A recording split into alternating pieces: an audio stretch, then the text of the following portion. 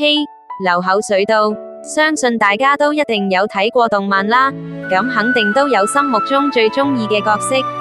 今日我就想分享我心目中最鍾意嘅10個金髮美女動漫角色，你又識幾多個呢？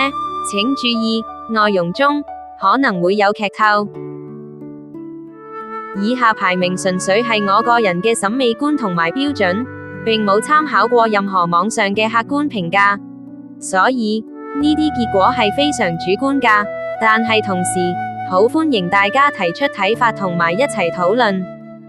第10名，麗娜霍魯德娜，動漫 Monster， 佢有個雙胞胎哥哥，但係內心扭曲，為咗阻止哥哥繼續害人而展開旅程。佢嘅責任感同埋勇氣，加上外表上嘅魅力，已經好吸引我。第9名，巴麻美，動漫魔法少女小圓，喺垂死關頭僥倖獲得延續生命嘅機會，但代價就係成為魔法少女。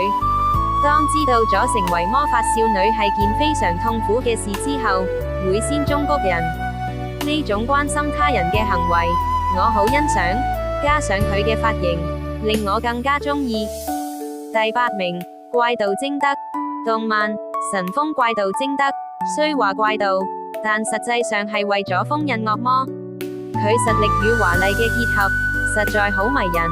但動畫開始之前幾集，佢表現出唔係好想履行任務，呢點令佢嘅排名大打折扣。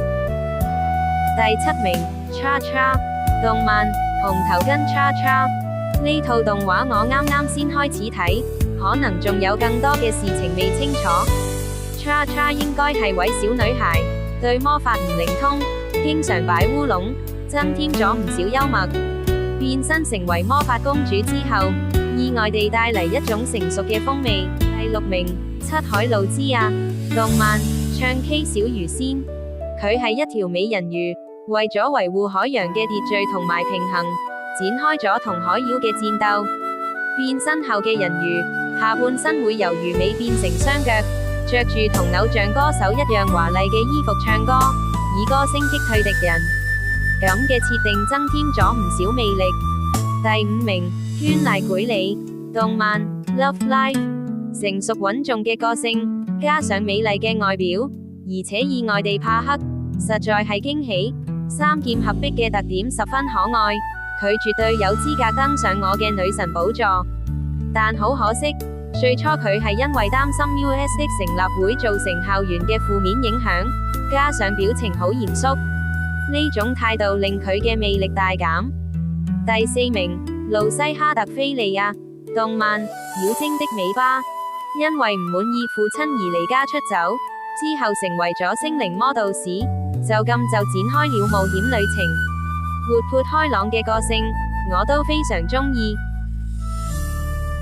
第3名，阿斯特雷亞，動漫天降之物，一為人造天使，即係機械人，但佢又有注意識同埋情感，所以我將佢視為人類看待。佢天生就係個笨蛋，總係又笨拙又天真，喺後續嘅發展萌生出好多幽默，仲有正義感好強，戰鬥力又驚人，係位極具魅力嘅女機械人。第2名，愛野美奈子，動漫美少女戰士。老實講啊，佢嘅外在魅力佔咗一大半，另外一半係佢嘅個性對人友好又識得浪漫，絕對有潛力成為我嘅女神啊。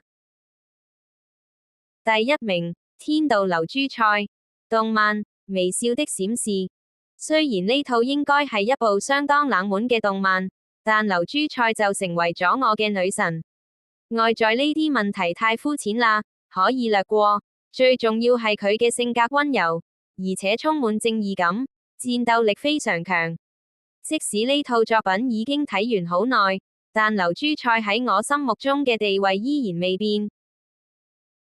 好啦，唔知大家聽完我分享之後有冇流口水呢？如果大家鍾意我嘅影片，歡迎點讚、留言、分享，仲有訂閱。請繼續支持我流口水啦！